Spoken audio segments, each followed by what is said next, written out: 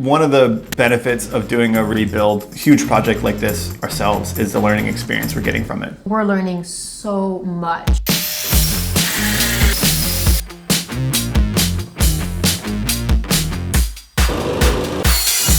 We're gonna do 10 reasons why this is a good thing. This is exactly the same igloo we had last Really? time. Are we wearing the same clothes? I don't remember. I don't remember. All my boat clothes look the same. They're all just covered. We should change frames or like switch it up. We should change seats. We should just mix it up a little. Yeah. This is more like. Are we gonna do it this way? I feel so small. You are small. I think this is more like appropriate for. It's more like. What if? It's more like that actually. Oh, that's like a squat and a Can you half. do that for an hour? Doubt it. What if we switch seats? Like we just physically switch the benches. I get to sit on the vacuum cleaner. How's that? Okay. Is that better? There we go. Look at this. Yeah. Now nobody can it's tell. Different than our last video. There we go. Now you can tell it's completely separated video. What are you drinking? Water. Why? What are you drinking? Well, thanks for asking. I'm drinking AG1 because I haven't got my AG1 yet. But yes, this video is sponsored by AG1. Thanks for asking. Oh, you're welcome. In case you guys are wondering what this mysterious drink is. If you haven't heard about it yet. If you haven't heard about it, AG1 is 1 scoop of vitamins and probiotics and minerals and all sorts of amazing nutrients that are good for you. Adaptogens. Adaptogens. I don't know what an adaptogen is, but it's in there. The thing that I like the most about AG1 is that it helps with focus, it helps with energy, it helps with your immune system, but it also has probiotics and prebiotics. Yeah. Yeah. Those are the ones that come before the postbiotics. And those two work together to support your digestive system. And so your bowel movements are smooth and regular. We normally mix it in with our breakfast smoothies, Yeah. but recently we've been waking up early and just coming straight to the yard, so we've just been shaking it up with water. And today I'm actually drinking it with some Element grapefruit. Yeah, Because that's what we super had in our water bottle, and I figured, Accidentally. yeah, and I was like, I think there's Element in there. Let's try it, but it's so good. I absolutely love it. Otherwise, just mixing it with water, it tastes fine. But you can also mix it in with like any other citrusy beverage, and it kind of lines up pretty well. So Yeah. anything that's lime flavored or apple flavored. So we've been taking AG1 for over a year now, and especially been helpful these days because we've been living on the truck, so we don't have like a fully stocked kitchen. You don't want to know what we've been eating every day. Yeah. By taking this, we definitely make sure that we kind of fill in all the nutritional. The nutrients that we're lacking. Yeah. Yeah. Nutritional. I just said it. Anyway, if you guys are interested in trying AG1, we'll leave the link in the description below. And right now, AG1 is running a special deal where they're adding a little bit of a surprise on top of your welcome kit. So make sure you check it out before it's too late. And I can tell you what the surprise isn't. It's no longer a scoop. Usually it comes with like the little scoop in the bag. Yeah. But this time it didn't have a scoop. So maybe they're trying to save plastic and you can like use your own spoon. But I can tell you what it doesn't come with anymore. No scoop for you. Maybe it was just like one bag because they know that we have all the things we need. And so they just I mean, send I the think bag. it'd be smart because we have a subscription. So I think it'd be smart if they just didn't send you a scoop in every single bag because like we just throw them away. We don't need 1,000 little plastic scoops. Exactly. Anyway. But that's not the surprise. No. I don't know what the surprise is because we haven't had our surprise in the mail yet. So I'm going to start putting surprises in your AG1 every morning. No. Let's get back to today's video. I think it's the resin fumes this week. I think we're just getting high. We take our masks off and we just get high. Yeah. But I don't know if you can tell, but we are much happier today because today's topic is more... All the good things. It's a positive thing. It's positive. All the reasons why we're refitting our boat. I know last week we probably left you guys feeling pretty depressed. We certainly kind of felt that way. But we've had some time to think about it, and we've come up with 10 reasons why refitting is better than buying new, basically, and why we're refitting our boat. Yeah. So, without we're further ado, we're gonna get into that. let's get into it. Oh, you just used the one. Point number one. Oh, nice. Oh. All right. So a lot of these are kind of going to be like the opposite side of the coin for the ones we talked about last week. And the first one's location. Where we are, it's in the middle of Europe. Italy's been sailing for a very long time. The marine industry is very well established here. One of the things we like the most about Europe, as opposed to North America, where we started our journey 10 years ago, is that boats in general in Europe aren't really considered like luxury items. A lot of people just have them. And so there's not like a sort of luxury tax on top of them because there's so many and because there's so many marinas and it's a well-established industry. For instance, the yard that we're in now, you guys have commented on how clean it is and how organized it is. And it's actually the same price as the yard we started in 10 years ago in Florida. Is it really? Yeah, which was the cheapest yard in like all of the East Coast of the United States that we could find. And this one is the same price So to put our boat here different, for a month. Yeah. To put it in perspective. So there's a lot of things here in the marine industry are just much less expensive because it's boats aren't really seen as like a luxury in Europe. I don't know if that makes sense. There's just a lot of them and everyone sort of has one. And there's a lot of marinas and a lot of shipyards and a lot of places to do work. I agree. But also it's Europe. Like it's so easy to travel to so many different countries from this point. If we're careful and we balance our time, kind of like what we talked about. Sorry, I kind of saw it coming, and I thought I was gonna be able to like fast forward my sentence in there. We are in Europe, so everything is so accessible from here. We have so many different countries at our fingertips. It's been great because we can take the truck places, we can fly places. We have friends all over the place. We're literally about to drive all the way across Europe to go to Metz, and it's going to take us 10 hours.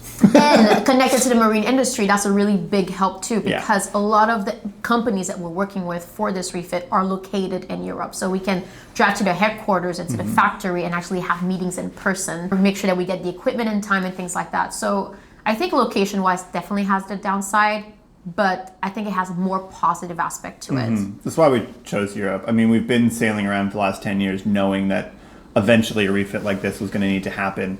And so we kept kind of, every country we went to, we're like, could we spend 2 years here? Could we spend 2 years here? And the answer had always been no. And then we kind of made it to Europe and we figured out how to stay in Europe. Then it was like, we could probably do it here. And there's just so many boat shows and there's so many marine companies and they're all here. So it does make that side of things pretty straightforward. That's 3. That's 1. That's 2. This is like probably the biggest one that we get comments on. Yes, we get a lot of comments about like, oh, at this point you're doing so much work, wouldn't it be easier and cheaper to buy a new boat? Straight answer is absolutely not. I feel like people don't know how much new boats cost. If you can find a new 36-foot boat, because that's like comparing ours to a new boat. So that's going to be like Beneteau, maybe Bavaria, Dufour. Like some of the charter boat companies still make them. Like the cheapest of the super 36, cheap production boats are going to be $250,000, like $250,000 to $300,000. Now, if you're going up to like a hand-built, custom-made like Cirrus yacht, you're talking $1 million, or like that new aluminum KM, those 36 feet. I think it's close to $1 million, if not $1 million. Yeah. So the price range is between $300,000 and $1 million for a new 36-foot boat. Yes. And then an old boat, right? Yeah, a new old boat. A new old boat. New to us, old boat, similar size of Uma. You won't find, by the time that we're done with this refit, she will be a new boat. She will be pristine. She will have hopefully, no issues. Yeah. And to find a boat for sale with all these elements, you won't find anything below $100,000 to $150,000. Yeah, and even that will still have issues. Yeah. Because some of the older, like really well-built classic boats are known to be well-built, and so even the used ones are still pretty pricey. I know our friends Atticus got their boat, I think it was like 180-ish thousand, just under 200,000. It's a solid boat in really good condition, and they still spent another year refitting it to get it into cruising ready condition. Yeah. And we would have done even more because we would have wanted to like change the layout and all that stuff. So I don't think getting a new old boat would have been the right choice, just because even if we found one that we liked, we'd still want to do something with the interior, because the interior of old boats are, in our opinion, terrible. But that's our opinion. So I think no matter what, even if we got a new boat or an old boat, we would have still spent the same amount of time, more time, I working think, on that boat. Yeah, because we already had the design work done for this project, which takes years. And so I guess the real other option would have been building something from scratch, because that would have been cheaper than a new boat, and we still would have gotten the custom interior and the custom layout and everything that we wanted.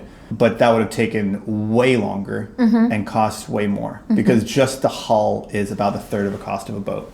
And so we'd be in it for 50 or 60 grand just in hull material, and it would take us a year or two to build the hull because it'd be a one-off.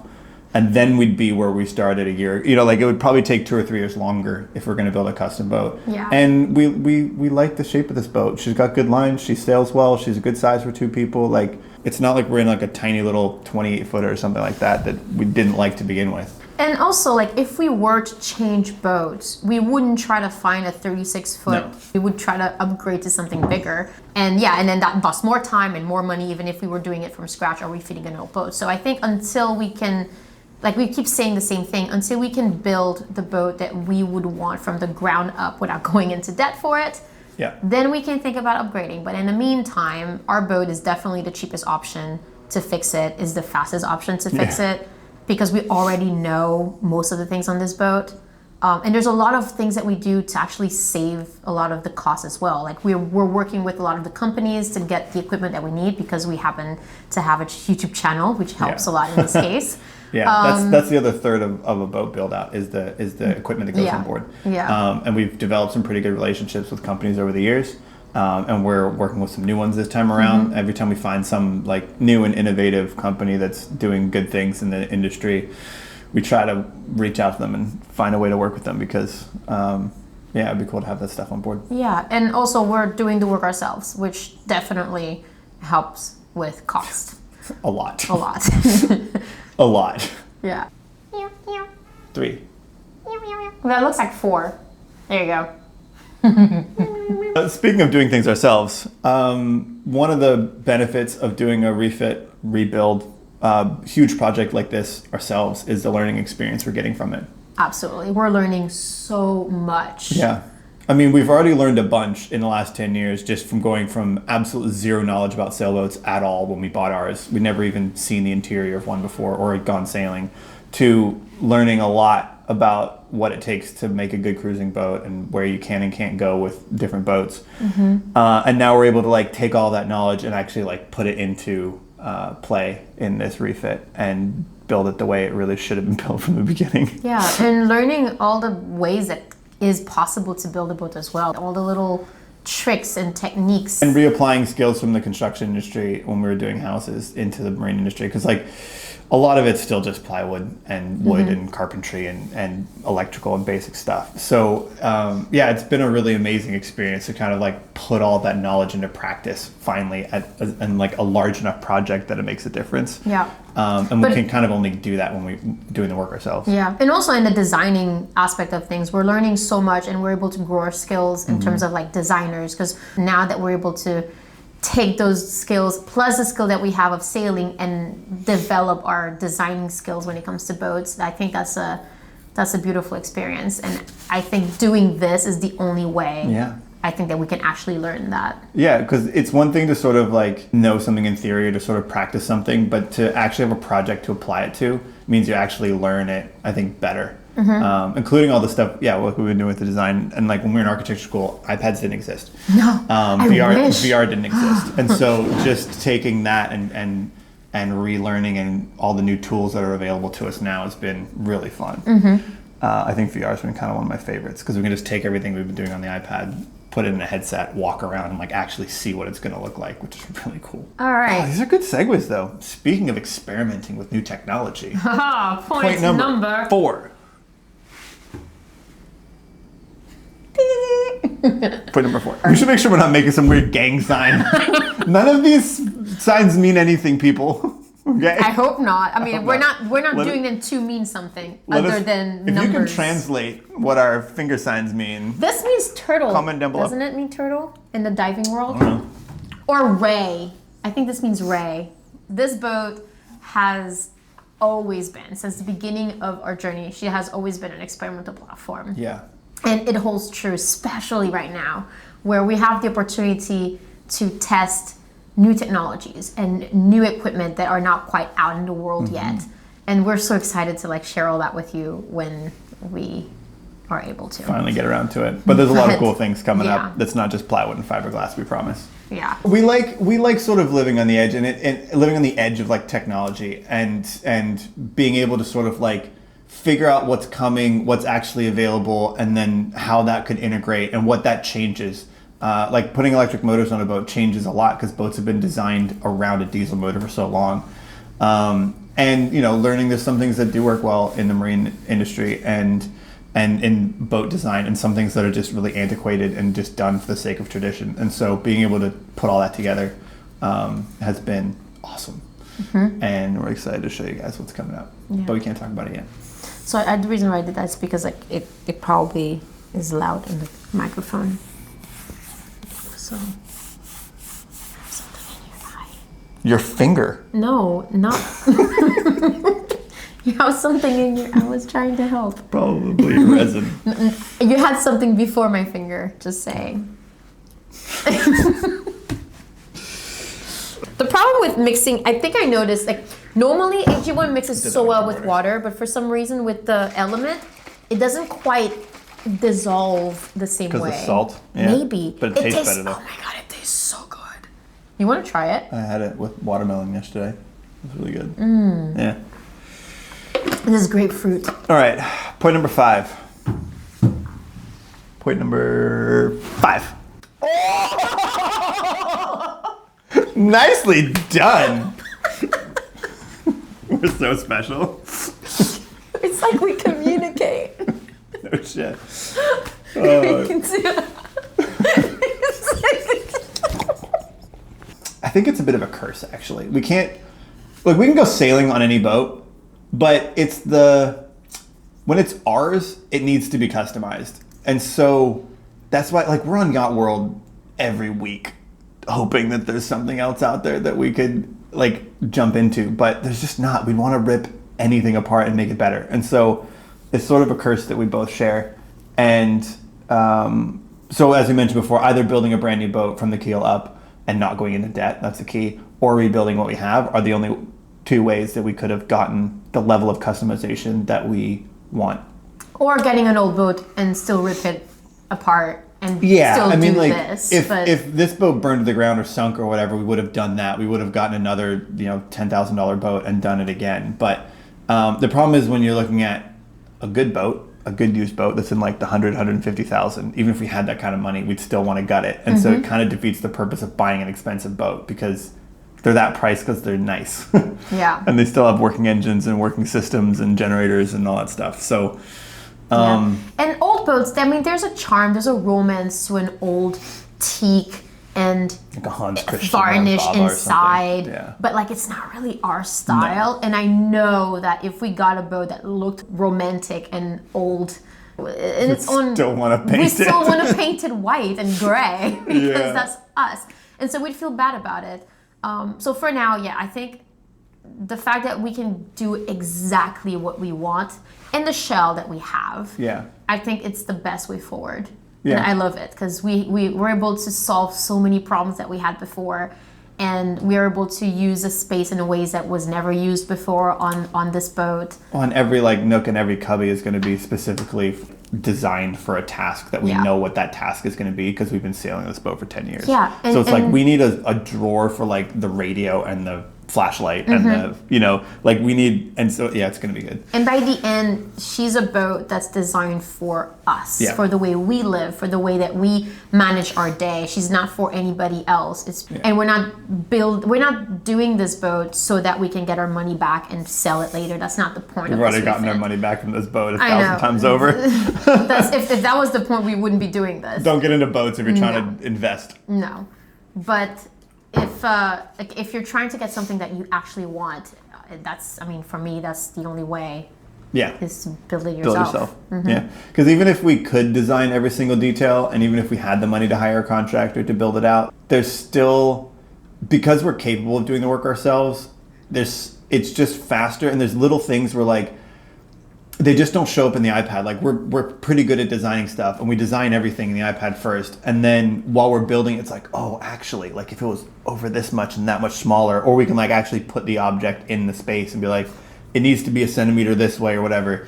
That level of customization, like you can't really do that with a contractor. They just kind of like build what's designed, and they might build it well, but that like customization as you go costs a lot of money for one thing, and usually it doesn't happen because you're only visiting the boat every couple of weeks or couple of months if it's being custom built. Yeah. These are great segues. Speaking of having somebody else do the work for you. Point number where are we? 6. Oh, I did it too early. I think that goes hand in hand with customization. Yes. And doing the work ourselves. Is we want to be in control. Quality control and Of the making quality. sure it's I mean, kind of self-explanatory. next try, point number 7. I don't know why it's gonna be a 20-minute video. It's gonna be like a 3-minute video. I mean, what else to say about it? It's Well, you've got 3 points written down here, so.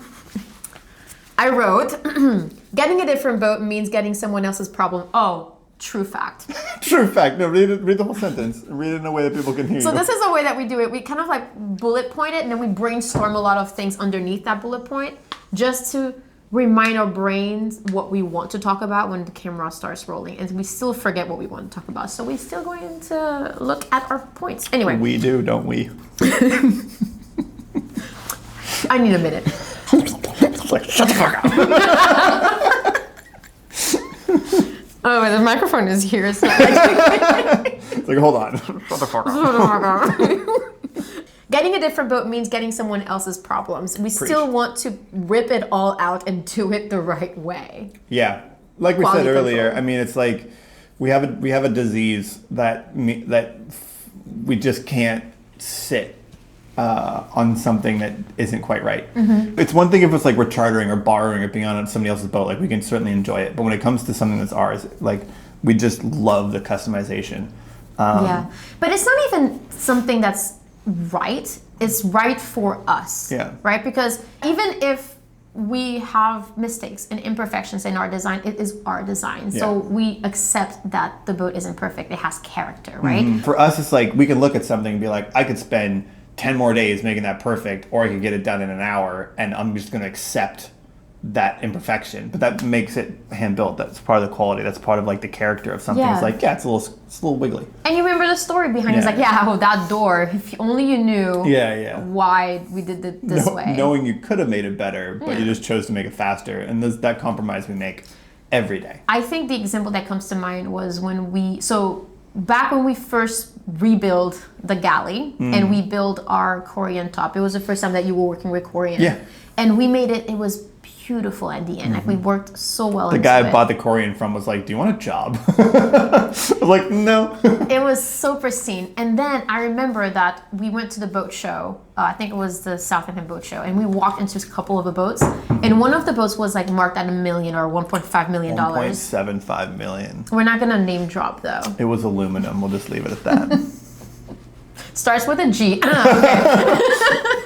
Anyway, we walked into the boat and I saw Dan in the corner of his eye. He kind of went, I don't know if you can see. I just sort of like ran my fingers along He the like edge. hold this. Yeah.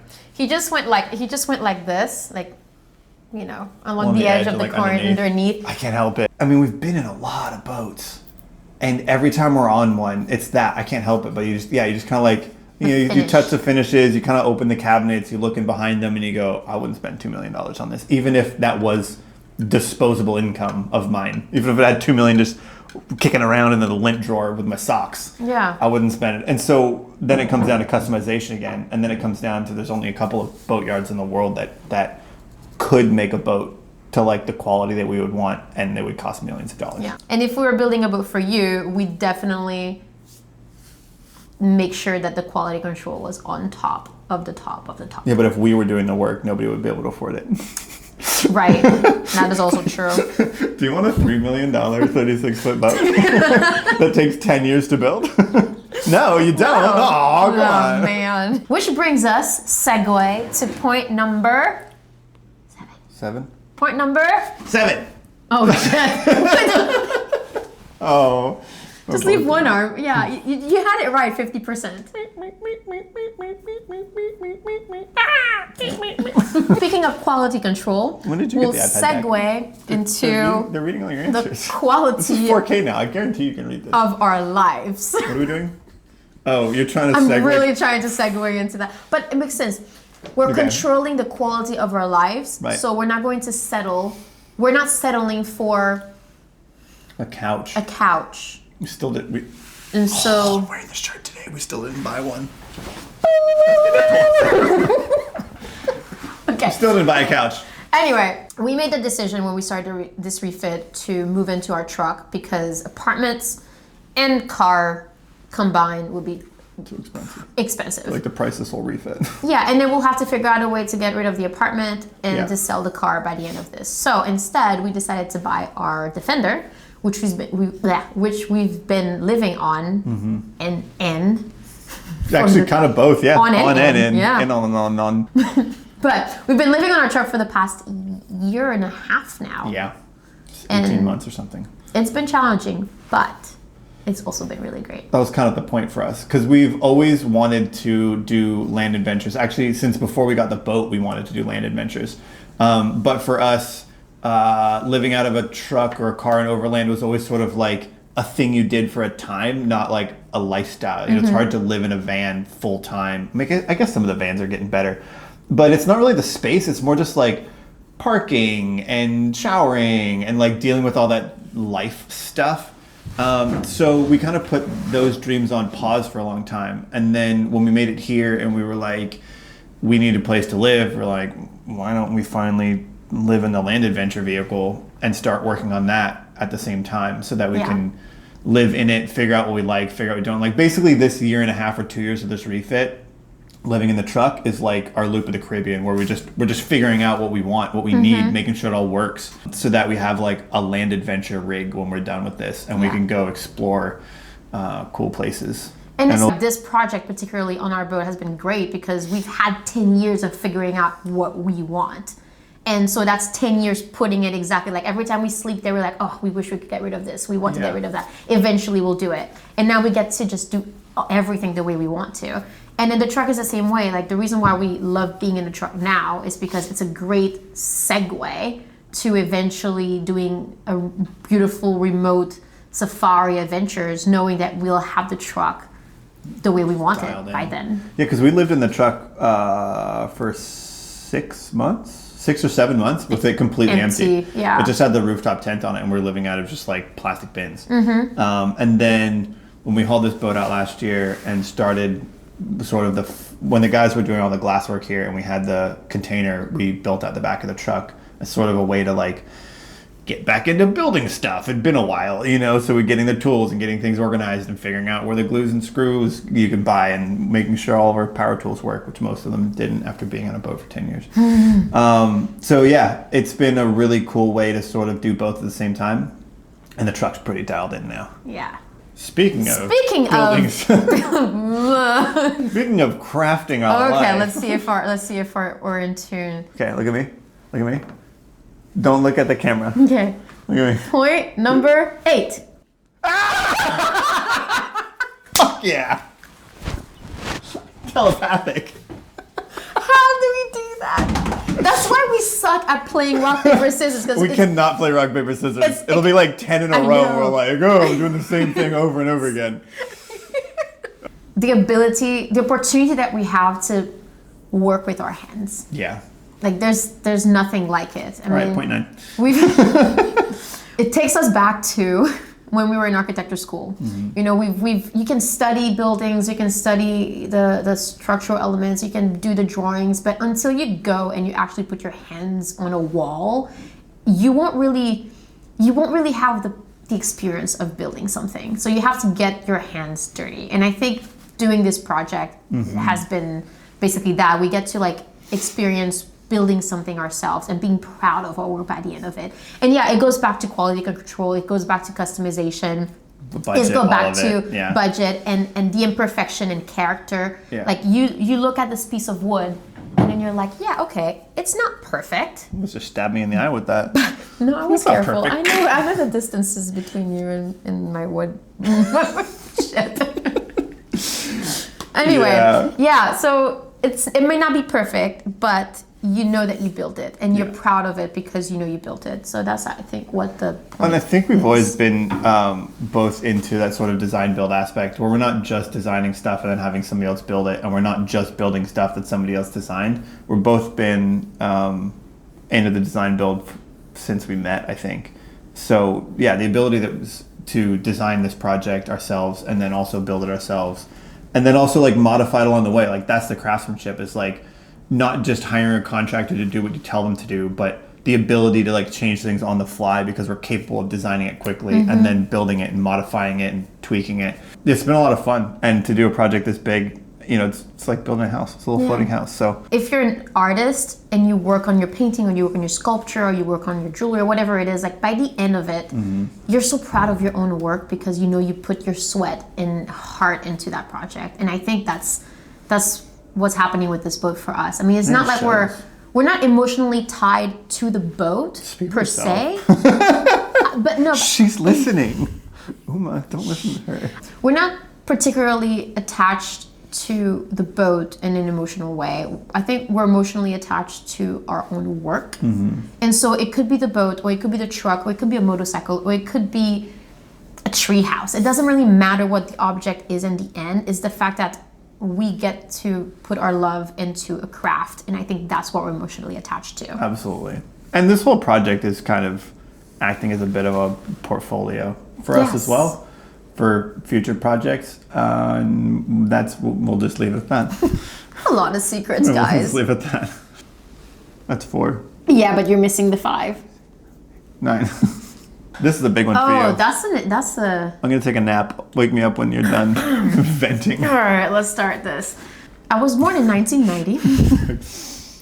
34 years ago, when I was born, I was given a Haitian I was passport. given a shitty passport. Okay.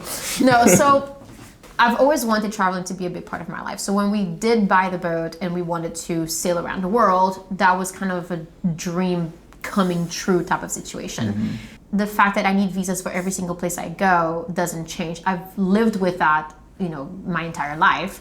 And it's gotten even crazier since we've been traveling on the boat, because even when you call the marinas or the customs and immigration office, they tell you one thing, and when you arrive, it's something else. It's been a challenge, and it definitely has had its effect on my mental state and my emotional state and my just overall well-being. And our ability to like move quickly. Yes, Like exactly. it takes months, sometimes 6 months to get a visa. And so we're sort of like stuck in a country for 6 months waiting for a visa so we can go to the next one. Or you get set back and you get to that country and they tell you you can't stay. So And then you they have kick you out. to they kick you out. So you have to go either Take an 8-hour open ocean, open boat Taxi. ride to Belize, and then a 12-hour bus ride to the capital, and then spend 3 days in an Airbnb to get a visa to return back to that country. Yeah, and that was the That least happens, yeah. problematic situation. So, Yeah. all of that to say, we got kind of lucky with Italy in specific because we were able to secure long stay visas that are actually tied to our vessel. We can stay here as long as the boat's here, basically, which meant that we were finally able to go from a 3-month refit, knowing we'd have to like leave in 3 months to get out of Schengen, to basically being like, we may as well do it because we can stay here as long as the boat's here. So that's when the table turned for us, and we were like, okay, we're not just going to do a little bit, we're going to do the whole thing because we Yeah. can actually stay here for the whole time. May as well. Yeah. So that's been a huge benefit, and it gives us access to the rest of Europe as well. That's been a super silver lining. And point number 10. All right, Number ready? number Wait. 10. No, let's go blindfolded. Ready? No, We're going to do 10. Ready? 3, 2, 1. She gets it now. She's like, I don't know what to do. Rebuilding a boat is less wasteful than building a new one. And we try not to like preach about sustainability and saving the planet and all that kind of stuff. But bottom line, you know, our boat weighs 18,000 pounds. and it all would have pretty much ended up in a landfill if we walked away from it, because nobody else would have put this much effort into putting it back together. And fiberglass isn't recyclable. Fiberglass isn't recyclable. We could have recycled the lead keel, that's for sure, but that still leaves us with like 9,000 pounds of just wasted material. We have obviously ripped out a bunch of stuff from the boat, and we are creating some waste, but hardly any of it was fiberglass, especially compared to the overall weight of what would have been scrapped if the whole hull had to be scrapped. And so, yeah, rebuilding anything and fixing anything is better than throwing it in the trash, in our opinion. And unfortunately, most places in the world, it's cheaper to buy new than it is to fix old. And so a lot of people end up throwing away perfectly good stuff just because it's cheaper to buy something new, and that's really messed up. We can't do anything about that, but we can do something about this. And then she'll be put back together in a super strong way, and she'll last another 50 or 100 years. And so if the time ever comes to part ways with her, she's not going to end up in a landfill. She's going to end up making somebody else really happy. I think that was it, though. 10 points. I did have another one written down. You do? 11 bonus one. It's the same. Ooh, another bonus point. It's the same bonus as last time. The marine industry.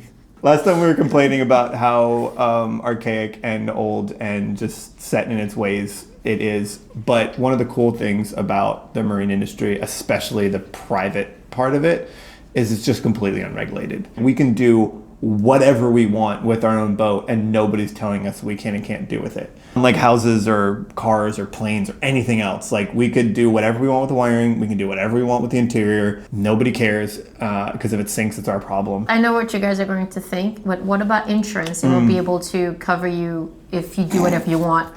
But we've never had insurance in our boat. I don't think anybody would insure our boat because of all the things that we're experimenting with. We carry liability insurance because you have to park in a marina, but that just covers other boats if we hit them. If we had our way, we would have had an insurance that covers not the boat, but like all the equipment that we have like inside the renter's boat. Insurance, that'd be cool. Because we have our camera gear that's so expensive, and then we have our, our laptop, our NAS. Like we have so many expensive things inside of the boat that if we were able to insure those things in case of a giant flood or fire or whatever, then that would make me happy. But also, we know what we're doing, and we're doing it to a much higher standard than pretty much any other boat that we've seen is done to. So from the electrical system to the plumbing system to the watertight bulkheads to fire safety, all of that stuff we're doing to a much higher standard. And we kind of wish that there was a standard that we could implement and other people could follow, because that would be cool. Yeah, also back to the insurance point. If you guys know of insurance companies that we could get like global renters insurance or something from, because one of the problems is like we could insure our camera gear, but all the companies we've ever seen only insure it for like travel. So you basically have to be in your home country for like 9 months out of the year or something, and then when you travel, it's insured. Those are 10 the 10 the reasons, 11 the 10 plus the one. 10 plus reasons why we think refitting a boat is better than buying a new one. And why we're doing it, and hopefully it makes a little bit more sense, because I know a lot of you guys are still concerned about why we're doing this and why it seems crazy, but to us everything else seems crazy. This is the only logical move for us. So hope that clarifies a little bit. Yeah, and if you are thinking of doing something similar, hopefully the last video didn't scare you off, and this video brings a little bit of a light. There are a lot of downsides, and there are a lot of positive aspects to doing this, and if you can suffer through the bad and enjoy the good, then it's worth it. And those are the reasons why it's hard and why it's good for us. And it might not make sense for everybody, but it makes sense for us, and that's why we're doing it. And if it doesn't make sense for you, maybe don't do it. Yeah, How's that for some that's probably life advice? the message here. All right, guys. Well, don't forget to give it a thumbs up, hit the subscribe button, and we'll see you guys in the next episode. Achoo!